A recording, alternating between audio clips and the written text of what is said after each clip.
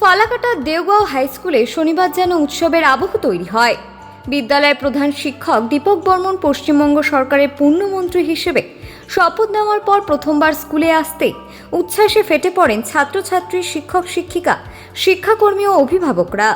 এদিন সকালে মন্ত্রী দীপক বর্মন স্কুলে পৌঁছাতে ছাত্রছাত্রী, শিক্ষক শিক্ষিকা, শিক্ষাকর্মী এবং অভিভাবকরা তাকে উষ্ণ অভ্যর্থনা জানান। বিদ্যালয়ের পক্ষ থেকে আয়োজিত সংবর্ধনা অনুষ্ঠানে পুষ্পবৃষ্টির মধ্য দিয়ে প্রধান শিক্ষক তথা রাজ্যের পূর্ণমন্ত্রী দীপক বর্মনকে সংবর্ধনা মঞ্চে নিয়ে যাওয়া হয়। তারপর তাকে ফুল, উত্তরীয় শুভেচ্ছা জানিয়ে সম্মানিত করে। সংবর্ধনা অনুষ্ঠান শেষে বিদ্যালয় চত্বরে চারাগাছ রোপণ করেন মন্ত্রী দীপক বর্মন। পরিবেশ রক্ষার বার্তা তুলে ধরে তিনি সকলকে বেশি করে গাছ লাগানোর আহ্বান জানান। আজকের এই সম্বর্ধনা জ্ঞাপন অনুষ্ঠানে মঞ্চে উপস্থিত আমাদের সহকারী প্রধান শিক্ষক শ্রী মনোতোষ রায় মহাশয় উপস্থিত আছেন, অন্যান্য শিক্ষক শিক্ষিকা বৃন্দ, আমার সহকর্মী বৃন্দ, আমাদের প্যারা টিচারগণ, ভোকেশনালের শিক্ষক শিক্ষিকাগণ এবং আমার স্নেহের ছাত্রছাত্রীবৃন্দ। যত প্রবৃত্তি মানুষের পাশে দাঁড়ানো, সেটাই করতে করতে আজকে সময়ের স্রোতে আমি পশ্চিমবঙ্গের একজন মন্ত্রী। এতে আমার নিজস্ব যোগদান কতটা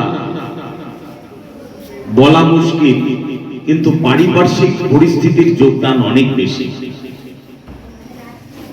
পারিপার্শ্বিক পরিস্থিতি, আমার সঙ্গে যারা বন্ধু বান্ধব এবং একই সঙ্গে যারা আমার শুভাকাঙ্ক্ষী, তাদের অবদান অনেক বেশি। তারাই যেন অনেকটা ঠেলতে ঠেলতে আমাকে আজকে মন্ত্রী বানিয়ে দিল। স্কুলের মতো চলুক। আমি বরাবর স্কুলকে আমার রাজনৈতিক জীবনের থেকে সম্পূর্ণ আলাদা রেখেছি। আমি রাজনৈতিক বক্তব্য কখনো স্কুলের পরিসরে কোনোদিন বলি নাই, এবং সেটা আমি সচেতনভাবে করি। করতে করতে এটা আমার অভ্যাসে পরিণত হয়েছে। আমার স্কুলের ছাত্রছাত্রীদের প্রতি আমি 3টি স্কুলে এই যাবৎকাল চাকরি করেছি। একটি স্কুলে সহশিক্ষক, 2টি স্কুলে প্রধান শিক্ষক।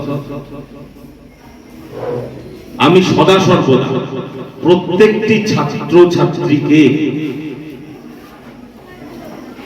একেবারেই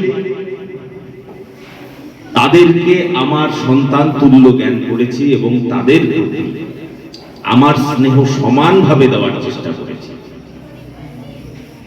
আমিও মানুষ, কাউকে বেশি ভালো লাগে, কাউকে কম ভালো লাগে, কারো আচরণে কখনো কখনো দুঃখ অনুভব হয়, কখনো কখনো নিজের উপরে রাগ হয়, কি শেখালাম, এগুলো হয়েছে।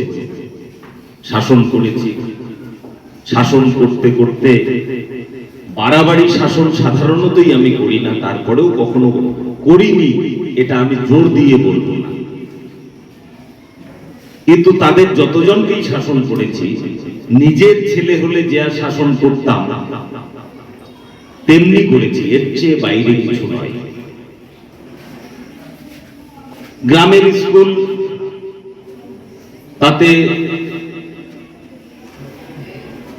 সমস্ত ধরনের ছাত্রছাত্রী থাকে, এটাই স্বাভাবিক। তাদের মধ্যে কেউ কেউ ভালো জায়গায় পৌঁছে গেছে, অনেকে পৌঁছাতে পারেনি। কিন্তু বিদ্যালয়ের যে প্রয়োজন, একজন মানুষকে সামাজিক মানুষ হিসেবে তৈরি করা, সেই জায়গাটা কিন্তু আমাদের স্কুল, এই গ্রামের স্কুলগুলো ঠিকঠাক ভাবে করছেই বলে আমার মনে হয়। সবাই পণ্ডিত হবে, সবাই চাকরি পাবে, সবাই খুব ভালো কিছু করবে, ইঞ্জিনিয়ার হবে, ডাক্তার হবে, এটা সবসময় হয় না। সেই জায়গায় আমাদের দায়িত্ব তাদের প্রত্যেককে সামাজিক মানুষ হিসেবে তৈরি করা। সেদিক থেকে আমরা কিন্তু এই গ্রামাঞ্চলের বিদ্যালয়গুলো, আমার স্কুল শুধু নয়, সমস্ত বিদ্যালয়গুলো সঠিক ভূমিকাই পালন করছে। আজকের দিনে একটা সমস্যা আছে, আমাদের ছাত্রছাত্রীদের আমরা কিন্তু আমাদের স্কুল চত্বরে পাচ্ছি না। আগামী দিনে আমার একটা আগ্রহ আছে, কি করে এদেরকে সকলকে বিদ্যালয় পরিসরের মধ্যে নিয়ে আসা যায়, সেই বিষয়ে একটি ভাবনা। সেটা যদি আমি মন্ত্রী হিসাবে করতে পারি, তো আমার মনে হবে যে মন্ত্রী হিসাবে, সরকার হিসাবে, সরকারের একটা অঙ্গ হিসেবে আমার জীবনের সবচেয়ে বড় কাজ। যেভাবেই পারি না কেন, তাদের প্রতি অনেক কিছু দেওয়া হয়েছে, তাদেরকে স্কলারশিপ দেওয়া হয়েছে, তাদেরকে খাবার দেওয়া হয়েছে, কিন্তু তারপরেও আজকেও গ্রামাঞ্চলে আমরা 50% বেশি ছাত্রছাত্রী বিদ্যালয়ে নিয়ে আসতে পারিনি।